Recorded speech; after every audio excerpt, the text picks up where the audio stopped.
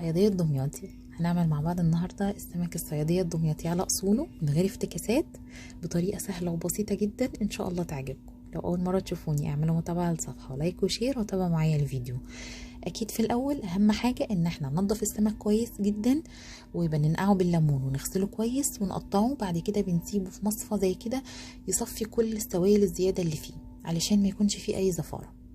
وأساس الأكلة معايا النهاردة البصل. هنا قطعت بصلتين حجم متوسط مكعبات صغيرة، وضفت عليهم من 3 ل 4 معالق زيت. هنا الزيت مش كتير عشان ده الزيت اللي هسوي بيه الأكلة كلها، سواء الشوربة أو الرز. والبصل كذلك هستعمله في الشوربة والرز، بس هنا حمره مرة واحدة.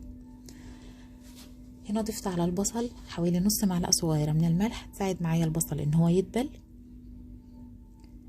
وهنبتدي نحمر البصل. هنا هستعمل كيلو من السمك، تقدروا طبعا تستعملوا اي نوع سمك تحبوه، بس الافضل ان هو يكون سمك حجم كبير، وكمان يكون نوع فصه ناشف، يعني مش بلطي. انا من الناس اللي ما بتحبش البلطي في الصياديه. هنا بعد ما البصله حسيت ان هي ابتدت تدبل، ضفت عليها نص معلقه صغيره من الفلفل الاسود، وهستمر بقى في التقليب لحد ما ياخد اللون الحلو.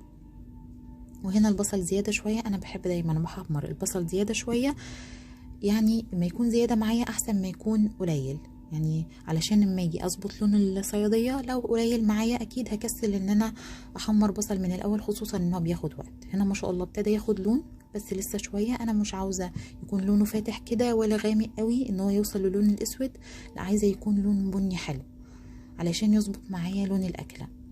لو غماء زياده عن اللزوم هيمرر وهيخلي طعم الشوربه مر، وكذلك الرز مش هيكون حلو خالص.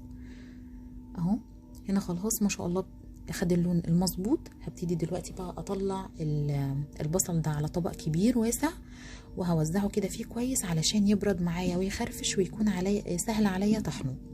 احنا بقى هننعم البصل ده في الكبة، في مفرمة التوابل بتاعت الخلاط، حتى لو في الهون. المهم ان هو يوصل معانا ان يكون عامل زي المعجون، ناعم ما فيهوش اي كتل.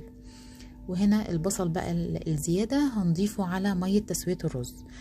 هنا جبت حلة تانية حطيت فيها مية على قد او اللي هتناسب كمية الرز اللي انا هسويها، وضفت عليها الزيت اللي احنا حمرنا فيه البصل.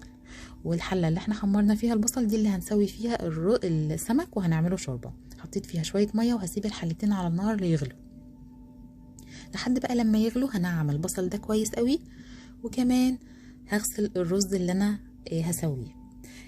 ده بقى معجون البصل اللي احنا حضرناه. اول ما ميه الرز ابتدت تغلي كده هاخد من المعجون ده معلقه واحده بس، وهضيفها واقلبها كويس كده لحد ما اظبط اللون، لحد ما اوصل للدرجه اللي انا عاوزاها. لو احتاجنا بصل تاني هنضيف.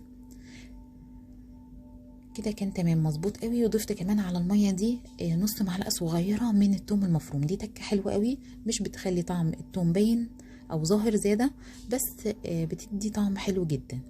جربوها ان شاء الله تعجبكم. بعد ما غسلت الرز كويس وصفيته من الميه بتاعته، ضفته على الميه اللي احنا حضرناها بالبصل، وكمان ضفت له الملح المناسب ليه، وهقلبه تقليبه واحده كده. وبعد كده هغطيه، بس لسه هنرجع له تاني قبل ما يتشرب. وهنا ميه السمك اول لما تغلي هضيف عليها ملح. طبعا في الاول هنضيف البصل والملح، يعني زي ميه الرز بالظبط. هنظبط لونها الاول قبل ما نضيف ليها السمك. ضفت هنا شوية من الملح حوالي معلقتين، وكمان نص معلقة صغيرة من الفلفل الأسود. وهنا ضفت معلقة واحدة من البصل وهقلبها. هنضيف كده البصل شوية شوية. الأحسن انتي ما تتسرعيش وتضيفي البصل مرة واحدة، عشان لو لونها غمق زيادة مش هتعرفي تظبطيه تاني. هنا كان اللون فاتح قوي. ضفت كمان نص معلقة من البصل. والبصل اللي بيتبقى عادي جدا ممكن تشيليه في علبة صغيرة او في كيس تلاجة في الفريزر تستعمليه مرة بعد كده. مش يعني تكوني مستعجلة مثلا لو ما عندكيش وقت تحمري بصل، هيكون جاهز عندك. اول لما تغلي المية هضيف عليها السمك اهو. وهنا هغطيه، بس اول ما يبتدي يغلي ويطلع الريم بتاعه هنرجع له تاني. هنا اول ما الرز خلاص احس ان هو هيتشرب، لان لسه له حاجه بسيطه خالص، هضيف عليه نص معلقه صغيره من الفلفل الاسود ورشه من الكمون، وهقلبه تقليبه واحده. وبعد كده هغطيه واسويه زي الرز العادي. اول لما يتشرب ههدي النار شمعه لحد ما يكمل السوا بتاعه. وهنا السمك اول ما يبتدى يغلي هنشيل الريم اللي بيطلع على الوش زي اي لحوم بنعملها. حاجتين يخلوا السمك الصياديه ما فيهوش اي زفاره، ان انت تغسليه كويس بالليمون وتصفيه من اي سوائل زياده فيه بعد ما تغسليه كويس من الميه النقع بتاعته اللي بالليمون، وتقطعيه تصفيه كويس جدا. وكمان ان احنا نشيل الريم اللي بيطلع على الوش ده مهم قوي. هنا الرز ما شاء الله كان اتشرب وهديت عليه النار زي ما قلنا لحد ما يكمل التسويه بتاعته. وكمان في ناس تقول لازم نواري بغطاء الحله للسمكه الصياديه علشان الزفاره. انا عن نفسي مش شايفه ان دي ليها اي لزوم، لان طالما زي ما اتفقنا شلنا الريم وغسلين السمك كويس ومصفينه من الميه مش هيحصل له اي حاجه ومش هيكون فيه اي زفاره. بعد ما السمك استوى معانا كويس، ونخلي بالنا ان السمك ما يتهريش، نحافظ عليه كده متماسك وما نقلموش كتير. طبعا ظبطنا الملح بتاعه، واول ما يستوي كويس وخلاص طفينا النار او هنطفي النار بنعصر عليه نص ليمونه. هبتدي بقى اقدم الاكل. كان الرز بتاعي استوى وطفيت عليه النار والسمك بتاعي جاهز وما شاء الله. هوريكم الشوربه من قريب اهي، لونها حلو جدا مظبوط جدا جدا.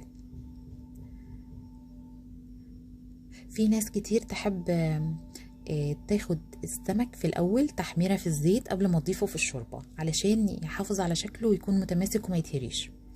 هو بيكون طعمه حلو ولذيذ بس بيكون تقيل جدا. الوصفه دي او الطريقه دي زي ما اتعلمناها من امهاتنا، هي دي الطريقه على اصولها وبتكون مظبوطه وخفيفه مش متعبه خالص.